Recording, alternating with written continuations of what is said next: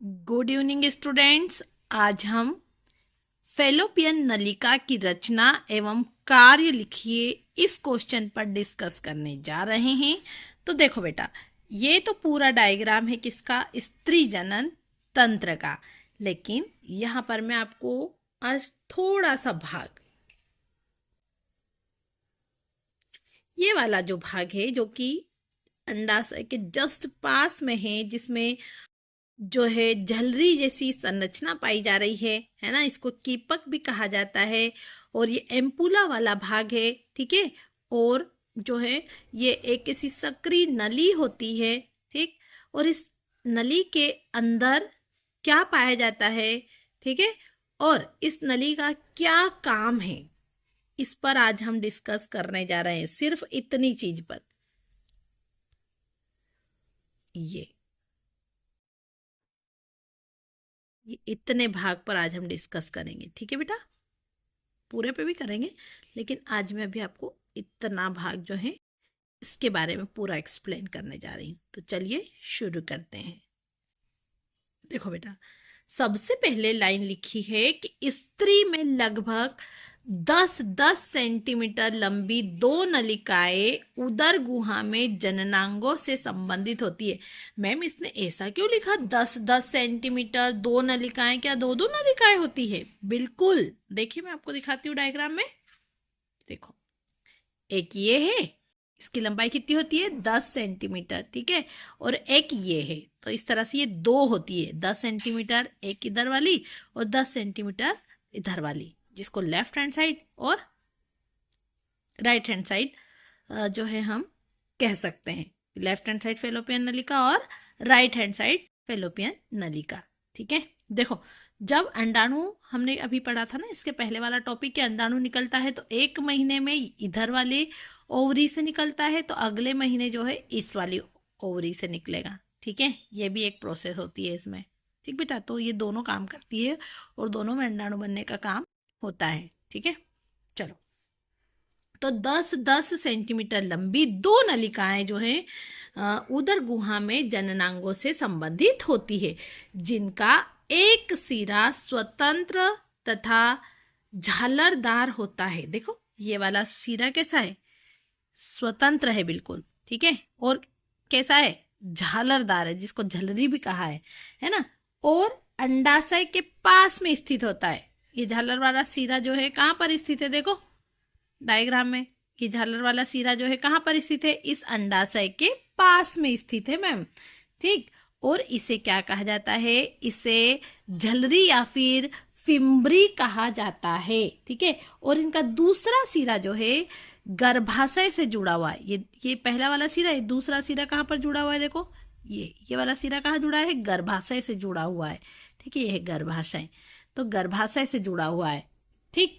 ये नलिकाएं, मतलब ये नली और ये नली, ये नलिकाएं जो हैं ये अंडाशय से निकले, जो अंडाणु है, ये अंडाशय है, यहाँ से जब अंडाणु निकलेगा, है ना, तो उस अंडाणु को फिम्बरी के द्वारा, ये जो फिम्बरी है, जो झलरी है, इसके द्वारा क्या कर लिया जाता है? पकड़ लिया जाता है, ठीक है, ग्रहण कर लिया जाता है।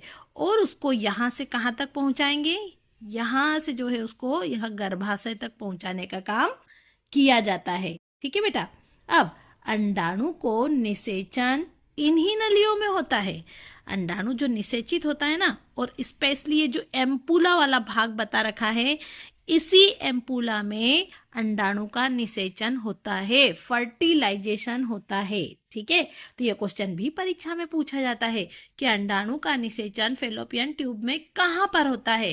तो आप लिखेंगे तुम्बिका वाले भाग में या फिर एम्पुला भाग में निषेचन होता है, ठीक। और इनकी जो दीवारें हैं, ये जो दीवार है ना, ये दीवार कैसी होती है? तो ये दीवार पेशीय होती है तथा इनकी आंतरिक सतह पर छोटे छोटे से सीलिया पाए जाते हैं, ठीक है। और ये जो सीलिया है, यहाँ पर छोटे छोटे से सीलिया मिलेंगे, ऐसे हेयर लाइक बारीक बारीक से स्ट्रक्चर, देखो ऐसे वैसे सीलिया, ठीक। और ये जो सीलिया है, इसमें क्या होता रहता है मैम? तो इसमें गति होती रहती है, और गति के कारण जो अंडाणु है वो इस फिम्बरी में आ जाता है, और इस फिम्बरी में आने के बाद यहाँ एम्पूला तक आता है और इधर से जब उसको स्पर्म मिल जाता है तो यहाँ पर फर्टिलाइजेशन हो जाता है।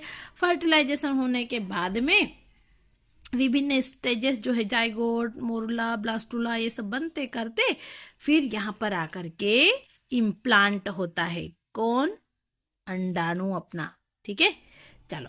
तो फिम्बरी में आने के बाद इन नलिकाओं को फैलोपियन नलिका या फिर अंडवाहिनी भी कहा जाता है। देखो, इसको या तो फैलोपियन नलिका कहेंगे, ये लिखा है नाम, क्लियर हो? हाँ, ये देखो, इस नली का क्या नाम दिया है? अंडवाहिनी नलिका या फिर फैलोपियन ट्यूब।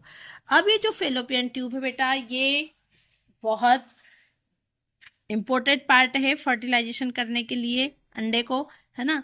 कभी कभी इस अंडवाहिनी में या फिर इस फैलोपियन ट्यूब में कुछ प्रॉब्लम होने के कारण भी अंडा जो है निषेचित होने के बाद इस गर्भाशय तक नहीं पहुंच पाता है। कभी कभी क्या होता है कि ये ट्यूब जो है, किसी किसी की एक ट्यूब ब्लॉक हो गई, किसी की ये दोनों ट्यूब ब्लॉक हो गई है, तो डॉक्टर इसको काट करके अलग भी कर देता है, या फिर कभी कभी जो है ऑपरेशन भी करना पड़ता है इन ट्यूब्स को खोलने के लिए। तो आजकल ये भी एक बहुत बड़ी समस्या है। ठीक है, तो हमने अब यहाँ पर देख लिया। अब मैम इसका काम क्या था? इस फैलोपियन नलिका का था, तो इसका मुख्य काम था कि जो अंडाणुओं को अंडोत्सर्ग के बाद, यहाँ से अंडाणु निकलेंगे, है ना, तो अंडाणुओं को अंडोत्सर्ग के बाद गर्भाशय तक पहुंचाने का काम जो है कौन कर रहा है? तो यही अंडवाहिनी नलिका, जिसको फैलोपियन ट्यूब कहा है, यही ये काम कर रही है। ठीक है, और निषेचन के लिए स्थान, मैंने बोला ना एम्पुला भाग में निषेचन होता है, तो निषेचन के लिए जो स्थान है वो भी इसी फैलोपियन नलिका में होता है। ठीक है, तो बहुत जरूरी है ये फैलोपियन नलिका। Thank you all of you for watching my video.